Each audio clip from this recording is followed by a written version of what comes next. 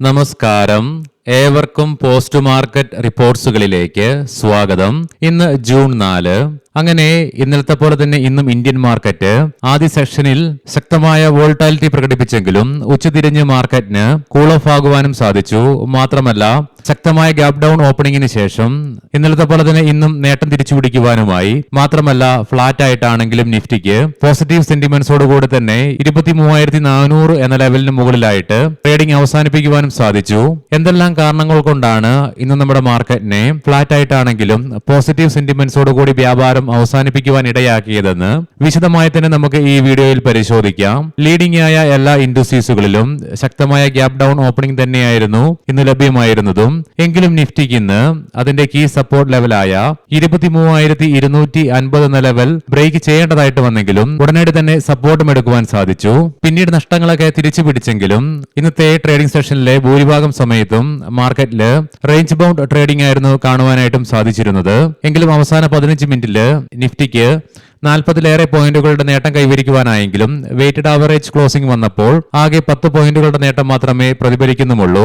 അതേസമയം സെൻസെക്സും ഫ്ലാറ്റ് ആയിട്ട് 13 പോയിന്റുകളുടെ നേട്ടത്തോടുകൂടിയും നിഫ്റ്റി ബാങ്കിന് 121 പോയിന്റുകളുടെ നേട്ടവും കൈവരിക്കുവാനായി. NSEയുടെ അഡ്വാൻസ് ഡിക്ലൈൻ റേഷ്യോയിൽ 1660 സ്റ്റോക്കുകൾക്ക് നേട്ടത്തോടുകൂടി വ്യാപാരം അവസാനിപ്പിക്കുവാനായപ്പോൾ 1330 സ്റ്റോക്കുകൾക്ക് നഷ്ടത്തോടുകൂടിയും ട്രേഡിംഗ് അവസാനിപ്പിക്കേണ്ടതായിട്ട് വന്നു. ടൈറ്റാൻ കമ്പനി, ഇറ്റേണൽ, കോൾ ഇന്ത്യ, സിപ്ല, അദാനി എന്റർപ്രൈസസ് തുടങ്ങിയ സ്റ്റോക്കുകൾക്ക് ഇന്ന് നിഫ്റ്റി 50-യിലെ ടോപ്പ് ഗെയിനേഴ്സ് ആയിട്ട് മാറുവാനായപ്പോൾ ഇൻഫോസിസ്, ബജാജ് ഫിൻസർവ്, ഹിൻഡാൽകോ ഇൻഡസ്ട്രീസ്, SBI ലൈഫ് ഇൻഷുറൻസ്, അൾട്രാടെക് സിമെന്റ് തുടങ്ങിയ സ്റ്റോക്കുകൾക്ക് നിഫ്റ്റി 50-യിലെ ടോപ്പ് ലൂസേഴ്സ് ആയിട്ട് മാറേണ്ടതായിട്ടും വന്നു.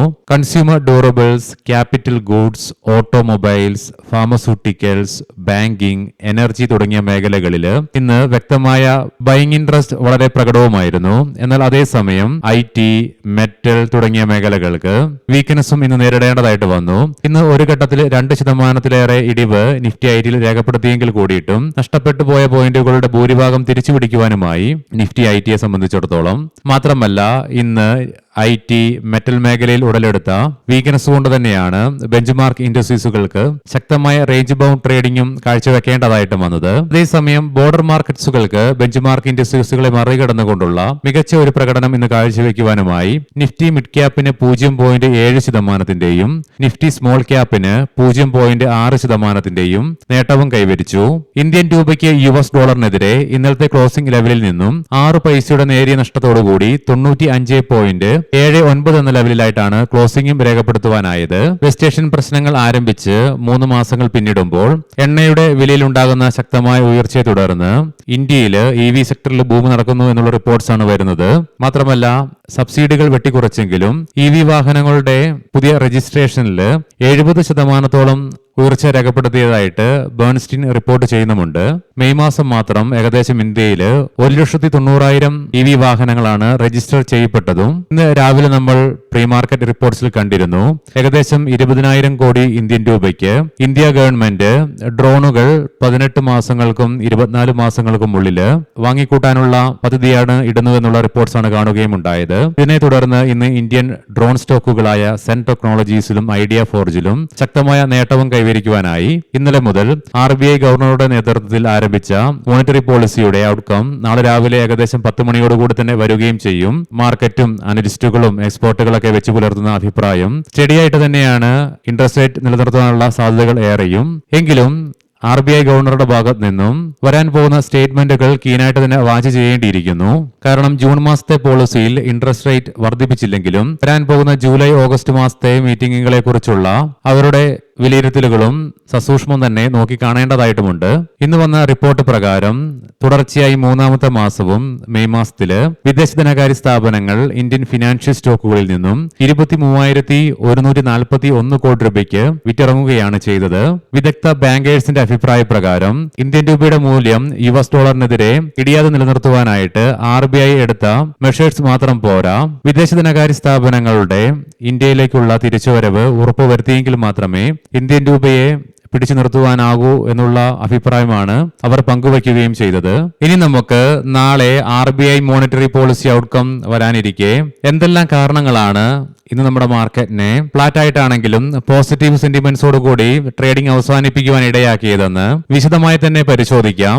ഇന്ന് നമ്മുടെ മാർക്കറ്റ് ഓപ്പൺ ആകുന്നതിന് തൊട്ട് മുന്നേ റിപ്പോർട്ട്സുകൾ വരികയുണ്ടായി. അത് നമ്മൾ നമ്മുടെ ടെലഗ്രാം ഗ്രൂപ്പിൽ ഷെയർ ചെയ്യുകയും ഉണ്ടായിരുന്നു. സെൻട്രൽ ഗവൺമെന്റിന്റെ ഭാഗത്തു നിന്നും വിദേശ നിക്ഷേപകരുടെ ചില നിക്ഷേപങ്ങൾക്ക് ടാക്സ് റിലീഫ് നൽകുവാൻ ബന്ധപ്പെട്ടുള്ള നടപടികൾ വന്നേക്കാമെന്നുള്ള റിപ്പോർട്ട്സ് ആണ് ഇക്കണോമിക് ടൈംസ് റിപ്പോർട്ട് ചെയ്യുകയും ഉണ്ടായത്. കൂടാതെ ഇന്ന് നമ്മൾ പ്രീ മാർക്കറ്റ് റിപ്പോർട്ട്സിൽ കണ്ട പോലെ തന്നെ US പ്രസിഡന്റ് ട്രംപിന്റെ ഭാഗത്ത് നിന്നും നിലവിൽ വെസ്റ്റ് ഏഷ്യയിൽ നടന്നുകൊണ്ടിരിക്കുന്ന പ്രശ്നങ്ങൾക്ക് ഈ വീക്കെൻഡിൽ ഒരു ഡീലിലേക്ക് എത്തിച്ചേരുമെന്നുള്ള സ്റ്റേറ്റ്മെന്റ് ഇന്നലെ രാത്രിയിൽ അദ്ദേഹം പങ്കുവച്ചതും ഇന്ത്യൻ മാർക്കറ്റിന്റെ മാത്രമല്ല ഗ്ലോബൽ മാർക്കറ്റിന്റെയും വെസ്റ്റ് ഏഷ്യൻ പ്രശ്നങ്ങളെക്കുറിച്ചുള്ള ആശങ്കകൾക്ക് നേരിയ തോതിലാണെങ്കിലും അയവ് വരുത്താനായതും. ഇതിനെ തുടർന്ന് ഇന്ന് ബ്രെന്റ് ക്രൂഡിന്റെ വിലയിൽ 1.25%, ക്രൂഡ് ഓയിലിന്റെ വിലയിൽ 1% അനുഭവപ്പെട്ട ഇടിവും, കൂടാതെ ഇന്നലെ 10% ഉയർച്ച ഇൻട്രാഡേ ബേസിസിലും 6% ഉയർച്ച ക്ലോസിംഗ് ബേസിസിലും രേഖപ്പെടുത്തിയ ഇന്ത്യ വിക്സിൽ ഇന്ന് 2.5% ഇടിവോടുകൂടി 15.89 എന്ന ലെവലിൽ ക്ലോസിംഗ് രേഖപ്പെടുത്തുവാനായി. ഈ പറഞ്ഞ ഘടകങ്ങളൊക്കെ നമ്മുടെ മാർക്കറ്റിനെ പോസിറ്റീവായിട്ട് ഇൻഫ്ലുവൻസ് ചെയ്തപ്പോൾ ഇന്ത്യൻ രൂപയ്ക്ക് നേരിയ തോതിലാണെങ്കിൽ കൂടിയിട്ടും US ഡോളറിനെതിരെ ഇടിവ് നേരിടേണ്ടി വന്നതും ഇന്നലെ വിദേശ ധനകാര്യ സ്ഥാപനങ്ങൾ ഇന്ത്യൻ ക്യാഷ് മാർക്കറ്റിൽ ശക്തമായ തുകയ്ക്ക് തന്നെ നെറ്റ് സെല്ലേഴ്സ് ആയിട്ട് തുടർന്നതും മാത്രമല്ല US പ്രസിഡന്റ് ട്രംപ് ഈ വരുന്ന വീക്കെൻഡിൽ വെസ്റ്റ് ഏഷ്യയുമായി ബന്ധപ്പെട്ടുള്ള ഒരു സമാധാന ഡീൽ ഉണ്ടാക്കുമെന്നുള്ള പ്രഖ്യാപനങ്ങൾ നടത്തിയെങ്കിലും അതൊരു പരിധിയിൽ കൂടുതൽ വിശ്വാസത്തിലെടുക്കാൻ ഗ്ലോബൽ മാർക്കറ്റ് തയ്യാറായിട്ടുമില്ല. മാത്രമല്ല ഇന്ന് ഏഷ്യൻ മാർക്കറ്റ്സിൽ ശക്തമായ വീക്ക്നെസ്സും അനുഭവപ്പെട്ടു. ഏഷ്യൻ മാർക്കറ്റ്സിൽ ഇന്ന് ആകെ ഇന്ത്യൻ മാർക്കറ്റിനും തായ്ലൻഡ് മാർക്കറ്റിനും മാത്രമേ നേരിയ നേട്ടത്തോടുകൂടി ട്രേഡിംഗ് അവസാനിപ്പിക്കുവാനായുള്ളൂ. ബാക്കി എല്ലാ ഏഷ്യൻ മാർക്കറ്റ്സിനും നഷ്ടത്തോടുകൂടി തന്നെയാണ് ട്രേഡിംഗ് അവസാനിപ്പിക്കുകയും ചെയ്തത്. ഈ പറഞ്ഞ കാരണങ്ങളൊക്കെ നമ്മുടെ മാർക്കറ്റിനെ നെഗറ്റീവായിട്ട് ബാധിക്കുകയും ചെയ്തു. അതുകൊണ്ട് തന്നെ ഈ ഘടകങ്ങളുടെയൊക്കെ സമ്മിശ്രമായിട്ടുള്ള പ്രതികരണം കൊണ്ട് തന്നെയാണ് ഇന്ന് നമ്മുടെ മാർക്കറ്റിന് ഫ്ലാറ്റായിട്ട് പോസിറ്റീവ് സെന്റിമെന്റ്സോട് കൂടി തന്നെ ട്രേഡിംഗ് അവസാനിപ്പിക്കുവാനായതും. ഇനി നമുക്ക് ഗ്ലോബൽ മാർക്കറ്റുകൾ പരിശോധിക്കാം. യുഎസിലെ ഡോ ജോൺസ് ഫ്യൂച്ചർ 0.5% അഥവാ 275 പോയിന്റുകളുടെ നേട്ടത്തിൽ ട്രേഡിംഗ് നടത്തിക്കൊണ്ടിരിക്കുന്നു. യൂറോപ്യൻ മാർക്കറ്റ്സിൽ UK മാർക്കറ്റ് 0.5% നഷ്ടത്തോടുകൂടിയും അതേസമയം ഫ്രാൻസ് മാർക്കറ്റ് 0.25%, ജർമ്മൻ മാർക്കറ്റ് 0.5% നേട്ടത്തിലുമാണ് വ്യാപാരം നടത്തിക്കൊണ്ടിരിക്കുന്നതും. ബ്രെന്റ് ക്രൂഡിന്റെ വില 96.47 എന്ന ലെവലിലും ക്രൂഡ് ഓയിലിന്റെ വില $94.98 പെർ ബാരൽ എന്ന നിലയിലുമായിട്ടാണ് വ്യാപാരം നടന്നുകൊണ്ടിരിക്കുന്നത്. ഗോൾഡിന്റെ വിലയിൽ 0.5% അഥവാ $30 ഉയർച്ചയാണ് അനുഭവപ്പെടുന്നതും $4,465.12 പെർ ഔൺസ് എന്ന നിലയിലായിട്ടാണ് ഗോൾഡ് വ്യാപാരം നടത്തിക്കൊണ്ടിരിക്കുന്നതും. ഇനി നമുക്ക് ഇന്നത്തെ പ്രധാനപ്പെട്ട സ്റ്റോക്കിംഗ് ന്യൂസുകൾ പരിശോധിക്കാം. മുൻകൂട്ടി ഓർമ്മിപ്പിച്ചുകൊള്ളട്ടെ, ഇത് ഒരു ബൈ ഓർ സെൽ റെക്കമെൻഡേഷൻ അല്ല. ഫിസിക്സ് വാല ഇതൊരു എഡ്യൂക്കേഷൻ ടെക് ഫേം ആണ്. കമ്പനി അവരുടെ സ്റ്റുഡൻസിന്റെ ഫൈനാൻസിംഗുമായി ബന്ധപ്പെട്ടുകൊണ്ട് ഇന്ത്യയിലെ ലീഡിംഗ് ആയ NBFCകളുമായിട്ട് പങ്കാളിത്തത്തിൽ ഏർപ്പെടാനുള്ള പദ്ധതി ഇടുന്നു എന്നുള്ള റിപ്പോർട്ട്സ് വന്നു. ഇതിനെ തുടർന്ന് സ്റ്റോക്കിന് 18% റാലി ഇൻട്രാഡേ ബേസിസിൽ കൈവരിക്കുവാനും സാധിച്ചു.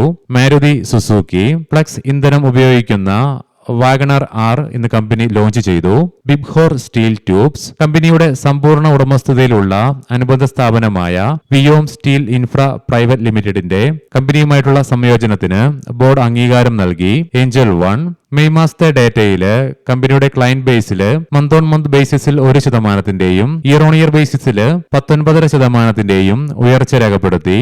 REC ബോണ്ടുകളുടെ വിൽപ്പനയിലൂടെ 3,000 കോടി രൂപ ഫണ്ട് സമാഹരിക്കാൻ കമ്പനി പദ്ധതിയിടുന്നു എന്നുള്ള റിപ്പോർട്ട്സ് വരുന്നുണ്ട്.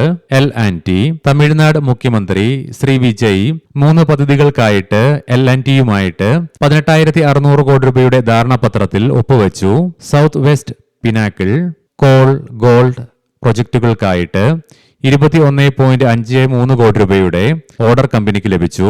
ഏവർക്കും ശുഭരാത്രി നേരുന്നു. നാളെ രാവിലെ പ്രീ മാർക്കറ്റ് റിപ്പോർട്ട്സുമായി കണ്ടുമുട്ടാം. നന്ദി, നമസ്കാരം.